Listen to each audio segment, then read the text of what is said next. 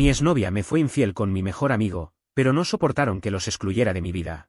Yo actualmente de 24 años, cuando todo pasó tenía 16 años, tenía una relación de amistad muy estrecha con dos amigos que también eran vecinos míos, que actualmente deberían tener 25 ella y 24 él. Para no confundirnos yo me llamaré Alex, mi ex Sara, mi ex amigo Johan, y otro amigo mío Matt. Cuando era un niño tenía una vecina llamada Sara, con la que en ocasiones jugaba afuera del edificio de donde vivíamos. Ella era un año mayor que yo, pero aún así nos llevábamos muy bien. Punto a destacar es que nunca me sentí atraído a ella hasta mucho después. Y después se unió de vez en cuando otro niño llamado Johan, no me atrevería a decir que éramos amigos. Pero nos llevábamos bien, íbamos a la misma escuela, pero éramos de distintos salones. Cuando terminamos el kinder nos dejamos de juntar tanto porque yo fui a otra primaria. Pero siempre éramos amigables entre nosotros. Cuando cumplí 10 años me volví muy amigo de Johan y Matt, que estuvo en el mismo salón que yo cuando estábamos en el kinder, pero fue también a otra escuela. No me veía con Sara muy a menudo, pero siempre que íbamos a la escuela ella siempre se acercaba mucho a mí. Y siempre buscaba la forma de sentarse siempre a mi lado cuando íbamos de camino a la escuela. Viajábamos en autobús. Yo nunca noté nada porque soy lento en lo que respecta a relaciones. Cuando estuve por el 4º o 5º grado, Sara, yo y Johan nos acercamos más. Pero por esa época empecé la catequesis para hacer la primera comunión, y ellos fueron conmigo al mismo tiempo. Pero allí también estuvieron otros amigos míos de primaria. En especial una chica que llamaré Ana, que estudiaba conmigo y con la cual yo era muy cercano. Podría considerarla mi mejor amiga mujer. Ella estaba junto a su primo, y ahora pasábamos más tiempo juntos, cosa que creo no le gustó mucho a Sara, que siempre encontraba una excusa medianamente creíble para que estuviéramos juntos. Yo no sospeché nada en ese momento, sí, lo sé, soy lento, no me lo digan. Lo único que sabía es que ahora tenía un grupo más grande de amigos, pero ahora que veo para atrás eran señales muy obvias, como el hecho que ella parecía molestarse cuando yo y Ana estábamos cerca, y que se ponía muy cariñosa conmigo cuando estábamos juntos. Cuando hice la primera comunión y terminé la primaria, no volví a ver a Ana tan seguido porque yo estaba en otra institución. Ya empezando el bachillerato me volví aún más cercano a Sara, y Johan y Matt, aunque estuvieran en otra escuela. Nos juntábamos siempre que podíamos como en la mañana, ya que éramos del turno de la tarde. Cuando pasé del primero y segundo año, noté cambios en Sara, ya que se había vuelto aún más cariñosa conmigo, y que Johan y Matt siempre buscaban algo en cualquier momento para dejarnos a solas, cuando un día ya por diciembre, posiblemente harta que yo no entendiera las señales, ella se me declaró, dándome mi primer beso. Aunque no lo crean, yo no me lo esperaba, recuerden, soy lento para esas cosas. Y decidí corresponder sus sentimientos con 3 condiciones. Primero, que no se lo dijéramos a nadie más, hasta que estemos convencidos de que esto es lo que queríamos en verdad. Segundo, que no tendríamos relaciones sexuales hasta cumplir 18 años o más. Tercero, que si tuviéramos sexo siempre con condón hasta que quisiéramos tener hijos. Si no se cumplían estas reglas podíamos seguir siendo amigos y cada quien por su lado. Pero increíblemente ella se mostró comprensiva y aceptó de inmediato. A finales de ese año descubrí que fueron sus padres que le dijeron que se me declarara, cosa que me tomó por sorpresa. Recibí las felicitaciones de Johan y Matt, y ambos nos desearon suerte en nuestra relación. Pero desde aquí hubo problemas externos que realmente me molestaban. Sus padres eran esos típicos religiosos que creen que ellos están en lo correcto, y que se la pasaban pregonando la palabra de Dios. Ya verán por qué esto me molestó. Los padres de mi ex eran gente reconocida en la comunidad donde yo antes vivía, y también en la iglesia donde hice la primera comunión. También eran líderes del complejo de apartamentos. Nunca me llevé con ninguno de los dos porque la madre era una víbora lengua larga, y el padre era un imbécil que se la daba de correctito con todos. En más de una ocasión me pregunté cómo Sara era capaz de aguantarlos sin enloquecer. Para ese momento me inscribí de forma gratuita en un gimnasio de un conocido mío, para aprender defensa personal y boxeo, que me ayudó muchísimo. También me interesé más en el arte, así que estuve algo ocupado en ese tiempo aparte de los deberes. Un día mi ex suegro me dijo algo que me sacó de quicio e hizo que me fuera a los golpes con él.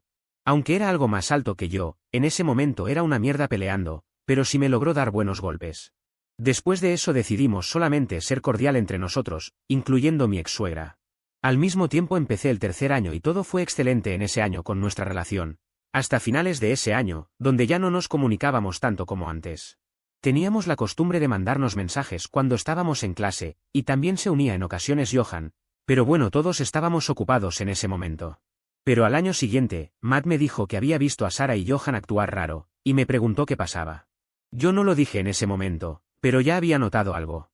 Tengo que decir que para ese momento, tanto Johan como yo éramos idénticos físicamente, tanto que incluso Sara y Matt bromeaban diciendo que éramos gemelos.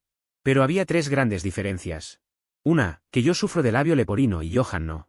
2, yo tengo ojos oscuros, y Johan los tiene más claros. 3, yo tuve problemas dentales por dientes múltiples o muelas y colmillos parásitos, o sea, me salieron dientes de más que me provocó muchos problemas del habla hasta hoy en día.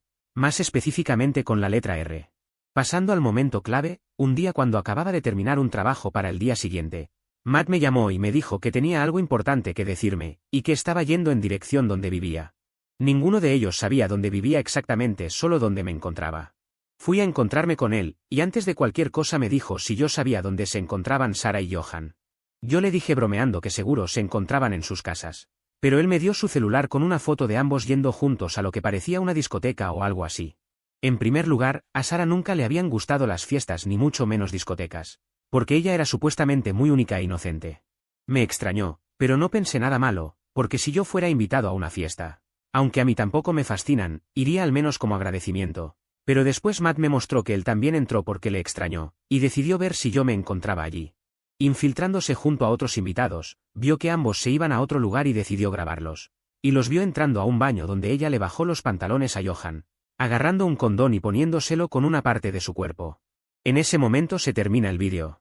Él me dice que apenas vio eso vino a preguntarme si sabía de esto, ya que bueno no era su relación ni tenía nada que ver con él, pero que no podía soportar la idea de ver a alguien cercano a él sea traicionado. Y me dice que mi expresión se lo dijo todo. Yo estaba en shock, le agradecí y le pagué el pasaje de vuelta. Volví a mi casa, el shock me abandonó y solo empecé a sentir ira, casi destruyó todo mi cuarto, pero decidí llamar a Sara. Cuando ella contestó estaba casi como jadeando o algo así. No sé si acababan de tener relaciones o porque estaba corriendo. Le pregunté si Johan estaba con ella y me dijo que sí, y me preguntó si podríamos reunirnos juntos como antes, para celebrar que habían pasado una prueba muy difícil de matemáticas. Yo simplemente le dije que dejara de mentir, que ya sabía lo de ambos, y que a partir de ese mismo momento terminamos, que no quería verlos a ninguno de los dos y que los borraba de mi vida. Y antes de que pudiera decir algo corté la llamada y bloqueé sus números. También borré las fotos que teníamos en grupo. Y por si acaso borré mi página de Facebook, de todas formas no la usaba mucho aparte de subir mis dibujos. Al día siguiente ella no paró de llamarme de otro número, creo que el de sus padres. En un inicio iba a ignorarlos, pero después recordé su puesto en el complejo, y en la iglesia. También que varios familiares míos vivían allí, en especial mis primos que no hacía tantos años que se encontraban viviendo allí, unos tíos míos y mi abuela. Y no quería que ellos hicieran algo para molestarlos. No creo que llegaran tan bajo, pero con este tipo de personas nunca se sabe. Decidí entonces reunirme con ellos para que me dejaran en paz y recordé a Matt. Él me podría ayudar con lo del vídeo, lo llamé y estuvo de acuerdo a acompañarme. No haré esto tan largo, fue lo típico de no es lo que parece, no somos nosotros. Sí, yo soy el rey de los mares. Lo único que no hicieron fue echarme la culpa a mí o a Matt, creo que era más por el miedo que Matt difundiera el vídeo en la comunidad, pero sus padres sí me culparon, diciéndome que es mi culpa por negarle el sexo, que ella estaba siendo oprimida por mí, que Johan solo la ayudaba a experimentar. Tengan por seguro que si yo hubiese engañado me crucifican. Al final llegamos a un acuerdo que nosotros no diríamos ni mostraríamos nada, siempre y cuando me dejaran en paz a mí y a Matt.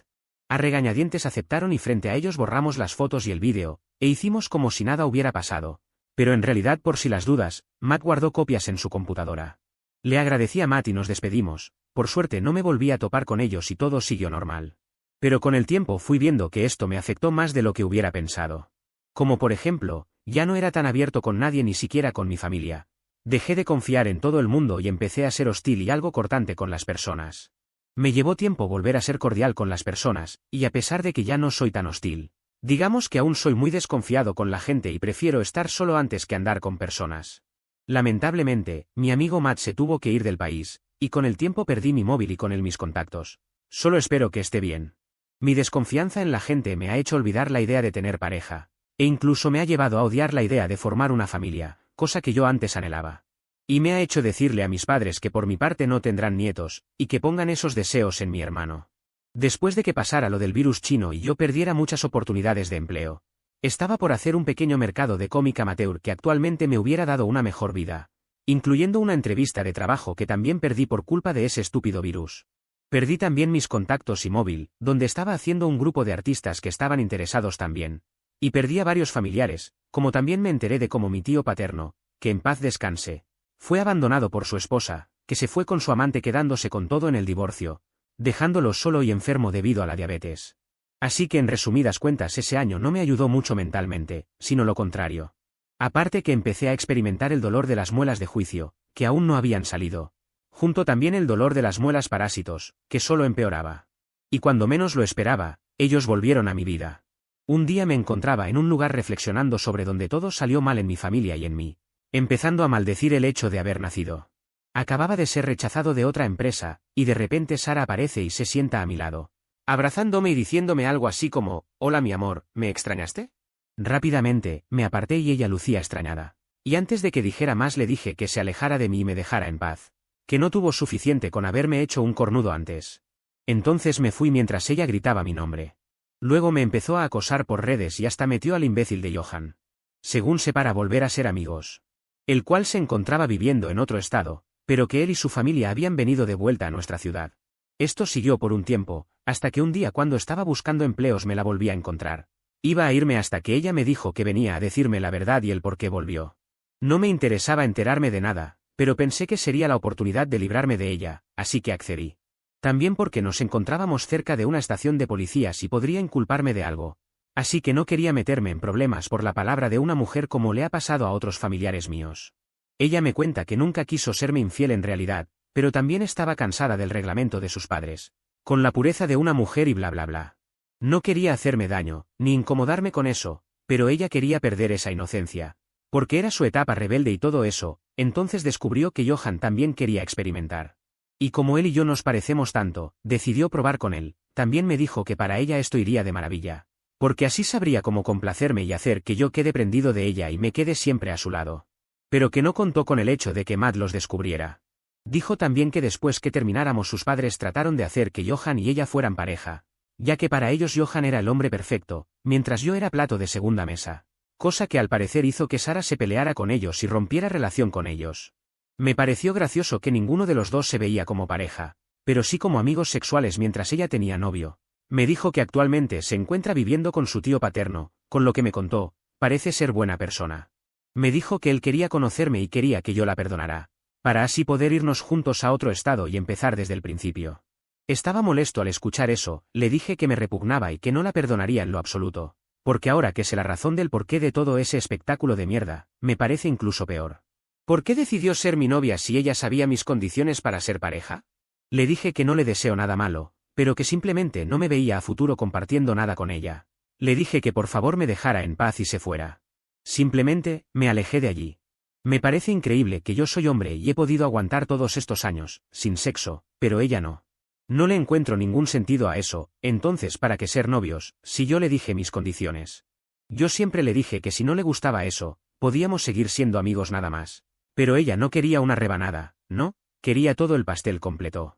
A Johan no le gustó mi respuesta ante Sara y me empezó a amenazar en las redes con tonterías. De aprender a dejar ir el pasado, sé la mejor persona, si no nos perdonas no eres mejor que nosotros. Y lo que me hizo enloquecer fue que empezó a hablar mal de Matt. Irónico porque él era el que decía de dejar ir el pasado, pero le ardió que Matt se las jugara. Decidí entonces citarlo a las afueras de un centro comercial donde sabía que no habría nadie. Y lo tomé completamente desprevenido. Él en verdad creyó que solo íbamos a hablar y dejar las diferencias, inocente palomita. Y bueno, le di unos cuantos consejos, ya que a pesar de que ya no existe el gimnasio donde asistía, no significa que haya dejado de entrenar, mientras que él, digamos, que ha perdido forma.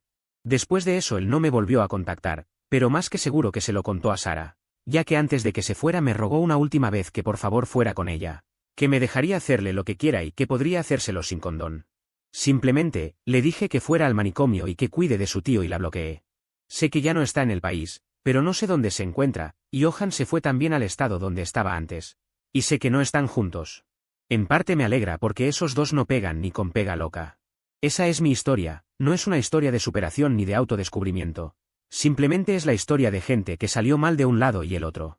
Lo único que tengo que decir es que me hubiese gustado haber tenido el apoyo de Matt y mi otra amiga en este momento. Porque bueno, soy de Venezuela y tal vez algunos ya saben lo que está ocurriendo en estos momentos.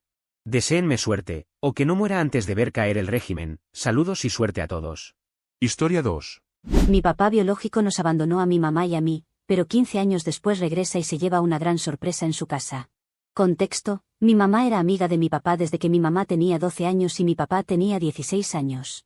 Se conocieron por medio de las redes sociales. Mi mamá nació y creció en Mallorca, España, y se mudó a los 19 años a Andorra, un microestado de España, donde conoció a mi papá biológico en persona, ya que mi padre biológico a los 22 años se mudó a Andorra desde Ecuador.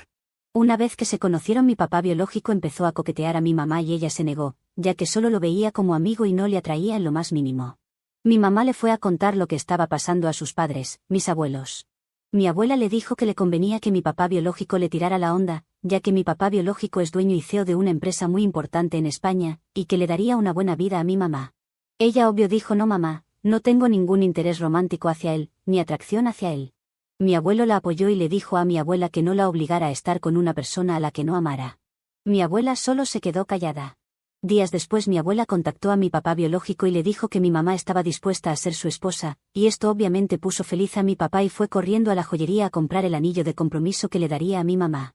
El día de la propuesta de matrimonio y el compromiso de mis padres, mi mamá no sabía lo que esperaba ni mi abuelo sabía nada.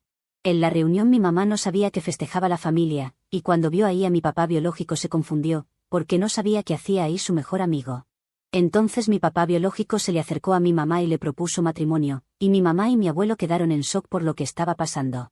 Mi mamá obvio se negó y dijo que no, y mi abuela al escuchar eso, tomó el brazo de mi mamá muy fuerte y le susurró al oído que aceptara que era lo mejor para ella y la familia con voz amenazante, y mi mamá asustada dijo que sí para no hacer un escándalo ahí. En 4 meses se casaron y un año después mi mamá quedó embarazada. Mi papá al saberlo mostró felicidad, pero 2 meses después de mi nacimiento dijo que se iría por 2 semanas a un viaje de negocios del cual nunca regresó. Mi mamá en ese viaje perdió contacto con mi papá, pareciera como si la tierra se lo hubiera comido porque ni mis abuelos paternos sabían algo de él. Aunque una parte de nosotros pensaba que estaban mintiendo y lo encubrían. Mi mamá comenzó su vida de madre soltera y mis abuelos maternos y paternos la apoyaron en todo. Sus amigos también, especialmente su amigo Francisco. Él siempre ayudó y apoyó a mi mamá en todo aspecto económico y afectivo, y por esa razón mi mamá se enamoró de él, y él de ella, y así se convirtió en el papá que nunca tuve desde que era una bebé. Desde el primer momento en que se casó con mi mamá me quiso como una hija. Me trataba como si fuera su hija, me daba amor, cariño y protección. Paga mis estudios y eso lo convirtió en mi papá. Él es el hombre al que llamo papá y él me llama hija. Siempre se preocupa por mí, y con mi mamá somos sus tesoros más preciados. 3 años después de que se casaran nació mi hermanito menor, bueno, mi medio hermano, pero lo quiero como si fuera mi hermano de sangre. Todo iba bien hasta que llegó mi cumpleaños número 15. Mi fiesta de 15 años fue todo un éxito, fue un sueño hecho realidad. Pero 2 semanas después, mi padre biológico regresó a buscarnos a mi mamá y a mí, y se encontró con la gran sorpresa de que su lugar ya estaba ocupado por Francisco, el nuevo esposo de mi mamá y mi nuevo papá. Yo llegué de la prepa como todos los días y me encuentro a mi papá biológico ahí, pero obviamente no sabía quién era, no lo conocía porque era yo una bebé de 2 meses cuando nos abandonó. Cuando él me vio no me quitó la mirada de encima, y cuando saludé a mis padres se le borró la sonrisa de la cara al escuchar que llamaba papá a la pareja de mi mamá y que le daba un beso en la mejilla y un abrazo. Él dijo después de ver eso: yo soy tu padre, no él. Yo me quedé confundida y le respondí: ¿quién es usted y por qué dice que usted es mi padre y no Francisco? Mi mamá me dijo: él es el hombre que nos abandonó cuando tú eras solo una bebé de 2 meses. Al escuchar eso se me heló la sangre, y después de procesar eso la sangre me hirvió. Le dije: usted no es mi padre y no merece ser llamado papá porque usted nos abandonó. Nunca me dio afecto, cariño, protección y amor que todo padre le da a sus hijos, y Francisco sí lo ha hecho. Él estuvo conmigo cuando gané el primer lugar en mi clase de baile, cuando me gradué de la primaria, en las juntas de la escuela y en mi fiesta de 15 años. Pagó todos mis gastos mientras que tú te desapareciste por muchos años. Durante años no supimos nada de ti, y no dudo que en todos estos años estuviste con otra mujer o con varias. Eres un irresponsable que viene a exigir algo que no merece. Corrí a mi habitación con la cara hecha un mar de lágrimas. Escuché a mi papá Francisco corriendo a mi papá biológico de casa, y a mi mamá diciéndole a mi papá biológico que se largara y nos dejara en paz, que no lo necesitábamos. Después de eso mis padres subieron a consolarme y a decirme que ese hombre no volvería. Mis abuelos se enteraron de lo ocurrido y mi abuela le dijo a mi mamá que por qué le hacía eso a su esposo y padre de su hija, y mi madre le dijo: él no es el padre de mi hija ni mi esposo, y que el padre de mi hija es Francisco, el hombre más maravilloso del mundo. Estuvo siempre del lado de mi mamá y siempre adoro a mi papá Francisco. Mi papá biológico me sigue buscando, pero yo sinceramente no quiero hablar con él ni me interesa en lo absoluto. Ni siquiera lo conozco y no lo considero mi padre, no quiero nada de él. A veces los lazos de sangre y ADN no son lo que unen a las personas, sino el cariño, amor, apoyo y protección incondicional con el que tratas a esa persona. Historia 3. ¿Soy la mala por decirle a mis padres que mi hermano se merece lo que obtuvo? Yo tengo 30 años, y mi hermano Darío, de 24, siempre ha sido el punto débil de mis padres. No me malinterpreten, he tenido una buena vida gracias a mi abuelo, que me pagó la universidad en una prestigiosa escuela de Ciudad de México, porque decidí estudiar medicina y me regaló mi primer auto. Sin embargo, actualmente ya se encuentra en el cielo y siempre le estaré agradecida. Volviendo a la historia, desde que Darío nació y era pequeño, mis padres le hacían las tareas y lo consentían bastante, porque él solo quería salir a jugar, hasta el grado de querer obligarme a mí también a hacerle las tareas. Sin embargo, siempre me negué. Posteriormente, al yo encontrarme iniciando la universidad y en la preparatoria, nos enteramos de que mi hermano Darío se encontraba en malos pasos, y de ahí se desató el infierno. Comenzó a robarnos dinero a mí y a mis padres, sin embargo, yo lo amenazaba con llamar a la policía. Mi padre me suplicaba que no lo hiciera porque mancharía su historial y entonces Darío no podría conseguir un trabajo decente en un futuro. Así que me abstuve, pero ya no volvió a robarme más. Un día desperté con los llantos de mi madre, así que salí de mi habitación y encontré a Darío forcejeando con mi padre, así que me molesté bastante y le grité a Darío que nos hiciera un favor a todos y mejor se fuera de la casa o se muriera. Tal vez aquí me excedí un poco, y al poco rato mis padres me reclamaron que fui muy dura con él. Así que exploté y fui a hablar con mi abuelo, ya que él no tenía idea del comportamiento de mi hermano y todo lo que estaba sucediendo en casa, así que les dio un ultimátum a mis padres, o internaban a Darío en rehabilitación o les retiraba el apoyo económico que él les daba. Él siempre ayudó monetariamente a toda la familia. Así que ahí empezó el cuento de nunca acabar de Darío entrando y saliendo de centros de rehabilitación durante 8 años. Posteriormente, me fui un año a vivir a Puerto Vallarta por trabajo, por lo que mis padres convirtieron mi antigua recámara en una bodega. Durante este transcurso de tiempo mi abuelo falleció por complicaciones de salud, fue un golpe duro para todos y siempre le estaré muy agradecida. Por lo que mi padre se hizo cargo del negocio de mi abuelo y nuestra economía mejoró mucho, no somos ricos, pero podemos vivir cómodamente gracias a eso. Al cumplir el año viviendo en Vallarta quise volver a casa, para seguir trabajando en medicina estética y entrar a estudiar la maestría, que fue cuando comenzó mi verdadero calvario. Mi hermano Darío, el niño dorado, tuvo la brillante idea de juntarse con su novia Starla, de 26, sin siquiera tener un trabajo, sin terminar su programa de rehabilitación número 1.000.000, y sin terminar su carrera universitaria. Solo vivía monetariamente de mis padres al igual que su novia zángana. Y a mí me relegaron en mi antigua recámara que actualmente era una bodega, mientras que a ellos les dieron un departamento entero para vivir cómodamente.